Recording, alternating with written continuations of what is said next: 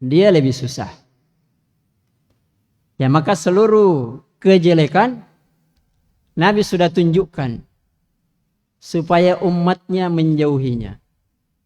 Karena kalau umatnya mendekati kejelekan-kejelekan itu, Nabi susah. Kalau kamu nanti susah, Nabi merasa lebih susah. Karena itu sebelum Nabi meninggal, Nabi mengatakan ummati, ummati, ummati. Karena kesusahan hatinya kalau melihat umatnya tidak karu-karuan.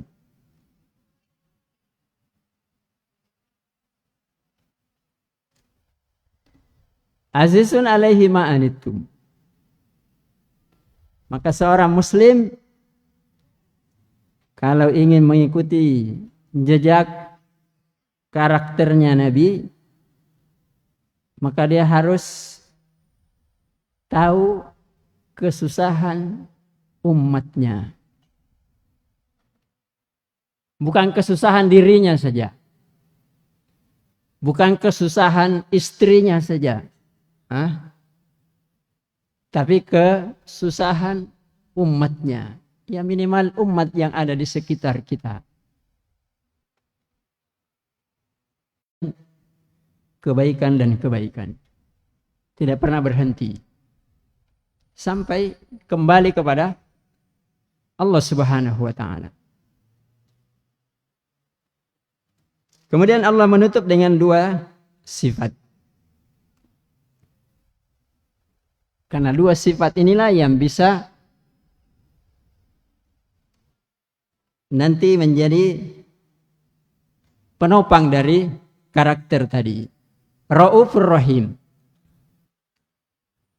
Sifat Ar-Ra'uf dengan Ar-Rahim. Ulama mengatakan dua sifat ini dikumpulkan dan tidak ada dua sifat ini kecuali pada Rasulullah sallallahu alaihi wasallam.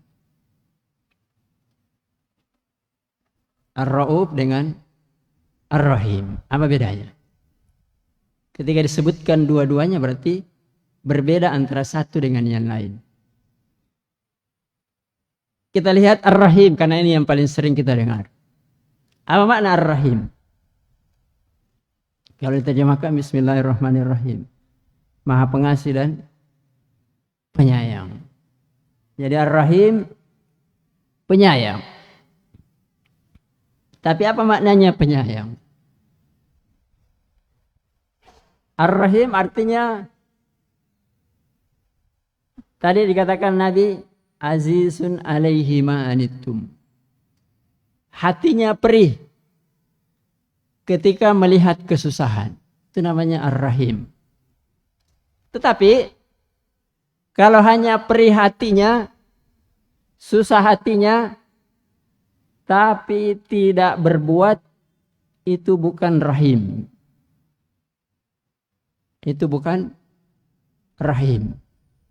Rahim artinya perih, maka dia akan bertindak dengan ucapan atau perbuatan supaya keperihan yang menimpa saudaranya, tetangganya, atau umatnya itu bisa dikurangi, kalau bisa lebih dihilangkan. Itulah namanya Ar-Rahim. Lihat kalau seorang ibu, kalau anaknya menangis, hatinya perih tidak? Perih. Dia berbuat? Ya itu namanya rahim. Kalau hanya mengatakan aduh kasihan, tapi diam-diam saja. Nah, itu bukan rahim. Kalau kita lihat umat ini dipenuhi dengan kebodohan, perih hati kita. Membaca Al-Fatihah tidak becus. Misalnya, rukun Islam dia tidak paham. Rukun iman dia tidak ketahui. Hati kita perih, tapi hanya diam-diam saja. Itu namanya tidak rahim. Tapi harus ada tindakan. Makanya tadi, laqad ja'akum, Nabi datang untuk menanggulangi keperihan kalian yang menimpa kalian.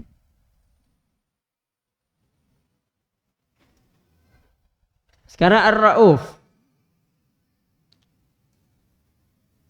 Ar-Raf itu artinya ke Ar-Rahim plus. Ya. Lebih dari sekedar Ar-Rahim. Gampangnya begini. Kalau misalnya ada tetangga kita sakit, dia butuh obat. Berapa harganya obat? Misalnya 300.000 rupiah. Kalau kita punya gaji 5 juta rupiah, kalau kita kasih 300.000, berarti kan menutupi kebutuhannya. Itu namanya Ar-Rahim. Menyelesaikan kesusahannya kan. Tapi kalau dia Rauf, lebih daripada itu. Dia butuh 300.000. Saya punya gaji 5 juta. Saya kasih obatnya sekalian dengan semua biaya rumah sakitnya. Itu namanya Ar-Rauf. Jadi Nabi diberikan oleh Allah kelebihan. Umatnya butuh kebaikan 1, Nabi kasih 10. Karena Nabi diberi oleh Allah kelebihan Ar-Rauf. Nah, sekarang kita mau terapkan di sini. Nah, kita datang ke Tabligh Akbar berapa hari? 2 hari kan? Sabtu Ahad. Berarti kalau kita rahim, kita datang 2 hari. Sabtu dan Ahad pulang. Kalau dia ingin tambah jadi Ar-Rauf, dia datang hari Jumat, pulang. Nanti setelah beres semua baru dia pulang. Hah? Mau tidak? Atau mau Ar-Rahim saja? Kalau kurang berarti kurang rahimnya. Apalagi Raufnya tidak dapat. Supaya semangat kan? Ya semangat, ini Al-Quran. Bukan dari saya. Ini makna dari Al-Quran. Ar-Rahim dengan Ar-Rauf. Bisa memberi lebih dari kebutuhan orang yang susah. Itu namanya Ar-Rauf. Maka seorang Muslim, apalagi kalau dia seorang da'i, harus mencontoh Nabi. Harus siap susah. Karena selalu ingin memberi kebaikan-kebaikan lebih daripada sekedar kebutuhan orang. Nah. Ini kan istimewa. Dan itulah Rasul sallallahu alaihi wasallam. Istimewa. Makanya para sahabat itu begitu cinta dan rindu dengan Nabi. Karena Nabi sifatnya begitu. Ada sahabatnya susah, dikasih sekian sudah cukup, tapi Nabi lebih daripada itu. Tidak selalu pemberian harta. Kadang dengan nasihat, minta fatwa, minta bimbingan. Yang ditanyakan 1, Nabi jawab lebih daripada 1.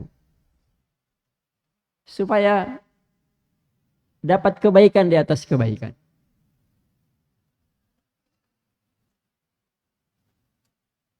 Nah, sekarang kita lihat, kan waktu kita terbatas. Menemani Nabi dalam surga. Ada beberapa amalan yang bisa kita amalkan supaya kita bisa menemani Nabi di dalam surga. Yang pertama dan yang paling pokok adalah beriman kepada Allah dan Rasul-Nya dan mentaati Allah dan Rasul-Nya. Allah Subhanahu wa taala berfirman dalam Al-Quran, wa may yuti'illaha war rasul fa ulaika ma'al ladzina an'ama Allahu alaihim minan nabiyyin was-siddiqin wasyuhada'i was-shalihin wa hasuna ulaika rafiqa. Siapa yang taat, siapa saja yang taat kepada Allah dan Rasulnya, maka mereka akan bersama. Bersama dengan siapa? 4 golongan. Bersama dengan Nabi. Maka kalau mau bersama dengan Nabi, harus beriman kepada Allah dan Rasulnya, taat kepada Allah dan Rasulnya. Dan itulah yang selalu kita baca ketika kita salat. Ihdinas siratal mustaqim, siratal ladzina an'amta alaihim. Ya Allah, tunjukilah kami jalan yang lurus. Yang mana jalan yang lurus? Jalannya orang-orang yang telah diberi oleh nikmat. Diberi oleh Allah nikmat. Ulaika ma'al ladzina an'amallahu alaihim. Mereka telah diberi nikmat. Karena itu salah seorang sahabat Rasulullah sallallahu alaihi wasallam, namanya Thauban ibnu Bajdad radhiyallahu ta'ala, mantan budaknya Nabi, tapi dimerdekakan oleh Nabi. Beliau ini orang yang taat kepada Allah. Rumahnya sangat jauh dari masjid. Kalau sekarang orang mengatakan perjalanannya sekitar 3 jam baru sampai masjid. Tapi tidak pernah terlambat sholat subuh. Apalagi sholat yang lain. Dan tempatnya dia selalu di pojok kanan.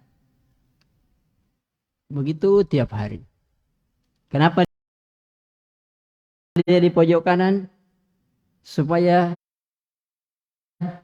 tidak mengganggu dan tidak diganggu.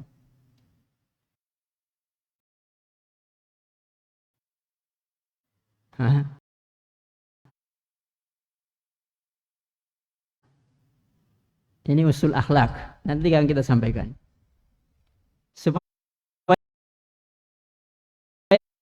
tidak mengganggu dan tidak diganggu. Kalau di pojok kanan, balik kanan kan tembok. Kalau dulu mungkin pelepah kurma. Tidak ada yang diganggu kan? Kalaupun ada, kecil.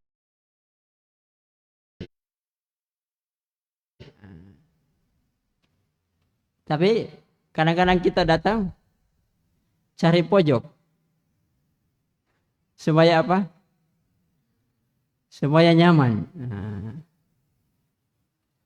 Nyaman tidur. Tidak diganggu dan tidak mengganggu. Itu prinsipnya orang mukmin. Jadi suatu hari setelah berlangsung beberapa lama, Nabi Shallallahu Alaihi Wasallam melihatnya kondisinya berubah. Maka dia bertanya, ya Thauban, kenapa kondisimu sekarang berubah? Maksudnya berubah fisiknya ya, lebih kurus, lebih kayak loyo. Kayak kurang makan, kurang tidur, kayak ada masalah besar dan sebagainya. Maka Nabi bertanya. Maka dia menjawab, ya Rasulullah, saya begini bukan karena kurang makan. Makanan ada. Bukan kurang minum. Tapi saya begini karena saya selalu berpikir. Karena itu pikiran itu lebih berat daripada kekurangan makan dan minum. Selalu berpikir. Apa yang kamu pikirkan? Dan itu yang disebutkan dalam sebab turunnya ayat. Dia mengatakan, ya Rasulullah, demi Allah, engkau ahabbu ilayya min nafsi, wa ahabbu ilayya min waladi, wa ahabbu ilayya min jami'in nas. Ya Rasulullah, engkau adalah orang yang paling saya cintai. Lebih saya cintai daripada diriku sendiri. Lebih saya cintai daripada anakku. Bahkan lebih saya cintai daripada seluruh manusia. Karena kecintaanku itulah membuat saya kurang tidur dan kurang makan. Apa sebabnya? Ya Sauban, kamu kurang makan dan kurang tidur. Kalau kamu lebih cinta saya daripada yang lain, itu sudah kesempurnaan iman. Dia mengatakan, ya Rasulullah, saya berpikir kalau nanti saya meninggal, engkau meninggal, maka engkau masuk surga, saya belum tentu. Kalaupun saya juga masuk surga, derajatmu paling tinggi, saya paling di bawah. Maka saya sedih berpikir bagaimana saya nanti tidak ketemu lagi dengan engkau. Ya luar biasa orang dahulu ya. Kalau sekarang anak muda tidak bisa tidur dan makan memikirkan perempuan yang belum tentu miliknya. Bainas samai was sumur. Ya kalau sahabat, dia pikirkan mau bersama dengan Nabi. Ya Rasulullah, kalau di dunia ini, kalau hari ini saya tidak lihat engkau karena safar, besok lusa kamu datang kembali saya bisa lihat. Tapi nanti di akhirat, kalau engkau berada di atas derajat yang paling tinggi dari surga, saya di bawah, saya tidak bisa bertemu dengan engkau. Apalagi kalau engkau masuk surga, saya tidak, selamanya saya tidak melihat engkau. Ya begitu namanya sahabat. Maka Nabi SAW diam, tidak menjawab.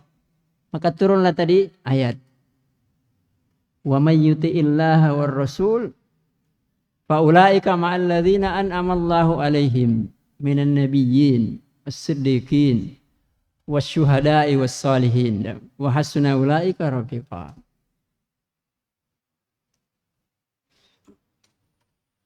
Akhirnya Sauban tambah semangat.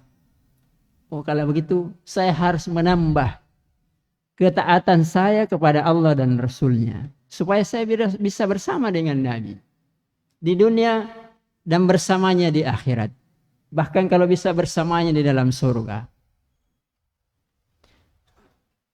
Maka suatu hari setelah berlangsung beberapa lama, Sauban tidak datang sholat subuh. Padahal biasanya dia paling duluan datang. Karena kalau rumah kita paling jauh, maka kita biasanya paling cepat datang. Coba lihat peserta tabligh akbar. Yang dari Mamuju biasanya paling cepat datang. Karena paling jauh. Kalau seperti saya dari Goa ya, nanti tadi siang baru tiba. Kenapa? Karena dekat. Ya karakter manusia umumnya begitu. Kalau jauh, selalu paling duluan karena takut terlambat. Karena banyak halangan, banyak macam-macam yang menghalanginya. Tapi kalau dekat selalu dipikir gampang, cepat, nanti tidak masalah. Wah, terus akhirnya jadi masalah. Ya kan? Jadi Sauban ini paling duluan datang. Pada hari itu Nabi tidak melihatnya. Maka Nabi SAW bertanya, wahai para sahabatku, adakah di antara kalian yang melihat Sauban? Semuanya menjawab tidak. Akhirnya Nabi menunda sholat subuhnya. Nunda sedikit. Untuk menunggunya karena dia orang tidak pernah terlambat. Tapi lama ditunggu tidak datang. Akhirnya Nabi sholat. Selesai sholat, Nabi melihat kembali tempatnya. Dia kan tempatnya selalu di pojok kanan. Itu tidak ada. Nabi melihat ke belakang, tidak ada. Kiri dan kanan tidak ada. Maka Nabi SAW bertanya, wahai sahabatku, adakah di antara kalian yang tahu rumahnya Sauban? Maka di antara sahabat yang mengatakan, ana ya Rasulullah, saya tahu. Tolong antarkan saya ke sana. Akhirnya Nabi pun pergi ke sana. Ya, perjalanan yang cukup jauh. Sampai di rumahnya, ketuk-ketuk pintu, ada jawaban dari dalam. Yaitu istrinya. Ya ada apa gerangan Sauban hari ini tidak datang sholat subuh? Ya orang dulu begitu. Ada masalah besar kalau tidak datang sholat. Kalau kita tidak datang sholat, masalah biasa. Makanya kita biasa-biasa terus. Tidak bisa jadi orang besar. Tidak bisa menjadi orang-orang yang bisa merubah peradaban. Karena sesuatu yang besar, kita jadikan biasa-biasa saja. Sholat kan sesuatu yang luar biasa. Ya. Karena itu Anas bin Malik radhiyallahu ta'ala selalu menangis. Kalau mengingat pernah satu kali dia tidak sholat subuh pada waktunya. Padahal pada waktu itu dia perang. Ada sebuah kota di Iran sekarang. Kustad atau Rustad namanya. Itu dikepung oleh kaum muslimin 6 bulan. Ada yang mengatakan 1 tahun. Tidak bisa jebol. Tapi kemudian turun pertolongan Allah. Perang berkecamuk bisa jebol. Tapi konsekuensinya luput sholat subuhnya pada waktunya. Ini kan perang. Jadi nanti sholat subuh setelah matahari agak tinggi. Maka Anas kalau mengingat peristiwa itu selalu menangis. Padahal uzurnya ada. Dan yang menyebabkannya adalah perang. Jihad fisabilillah. Ya bedanya kita dengan orang dahulu ya. Kalau orang yang sekarang kan jihad turun di jalan. Tidak sholat. Atau sholat di jalan. Masya Allah. Itu kalau dia ingat dia menangis. Karena pernah terlambat 1 kali. 1 kali sholat subuh itu pun ada udurnya. Kalau kita tidak ada udurnya tapi kita yang selalu carikan udur. Oh saya begini, saya begini, saya begini. Nah, makanya mereka jadi orang besar. Tidak suka mencari udur. Kalaupun ada udurnya mereka tidak mau jadikan itu udur. Itu dia jadikan kelemahan. Paham maksud saya? Ya. Jadi pulang nanti dari tabligh akbar jangan suka cari udur. Ya terima saja, saya memang salah. Saya memang kekurangan, saya akan perbaiki. Tidak usah cari masalah terus. Cari udur, saya begini Pak. Tidak. Taib. Akhirnya diketuk, ya kembali kepada ceritanya tadi ya. Dijawab mana Sauban? Dia tidak datang sholat subuh tadi. Istrinya menjawab sambil menahan kesedihan yang dalam, beliau telah dipanggil oleh Allah Subhanahu wa taala. Meninggal. Maka Nabi sampaikan bela sungkawa. Kemudian Nabi bertanya, adakah wasiat beliau? Istrinya menjawab tidak. Maka Nabi pun kemudian mau pulang bersama yang mengantarnya tadi. Maka sebelum Nabi pulang, tiba-tiba istrinya bertanya, ya Rasulullah, Sauban itu tidak ada wasiatnya. Cuma sebelum dia meninggal, ada kalimat yang dia ucapkan yang saya tidak paham maknanya. Apa itu? Maka dia sampaikan 3 kalimat. Yang pertama, beliau mengatakan seandainya lebih jauh. Yang kedua, seandainya yang baru. Yang ketiga, seandainya seluruhnya. Saya tidak paham ya Rasul apa maksudnya. Itu yang dia ucapkan sebelum meninggal. Maka Rasulullah SAW menjawab, maksudnya ketika dia mengatakan seandainya lebih jauh. Maksudnya rumah Sauban itu jauh dari masjid. Tapi tidak pernah terlambat sholat subuh. Tapi ketika di akhir hidupnya, dia lihat. Karena itu salah satu hal yang penting, ya jamaah sekalian. Kalau ada kebaikan, walaupun kecil sedikit, dikerjakan terus. Kita tidak tahu yang mana kebaikan itu yang diterima oleh Allah. Jadi diperlihatkan kebaikan-kebaikannya. Salah satunya jarak rumahnya yang sangat jauh dari masjid. Makanya dia menyesal.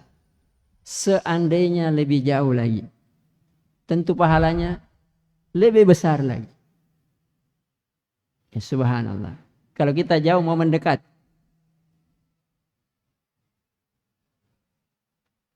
Yang kedua.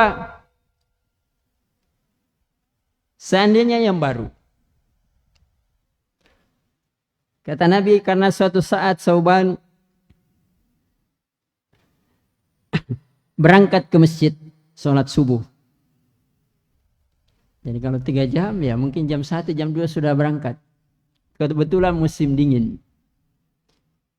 Di tengah perjalanan dia melihat ada seseorang yang kedinginan di jalan. Maka dia kembali ke rumahnya mengambil bajunya. Yang tadi dia pakai pergi sholat subuh baju baru. Karena dia budak tidak banyak hartanya. Maka dia pulang di rumahnya mengambil bajunya. Baju second ya. Sudah pernah dipakai. Kemudian mendatangi sahabat yang tadi. Kemudian dia pakaikan bajunya tadi. Baju secondnya dia pakaikan. Baru sama-sama pergi ke masjid. Maka inilah yang membuat dia menyesal.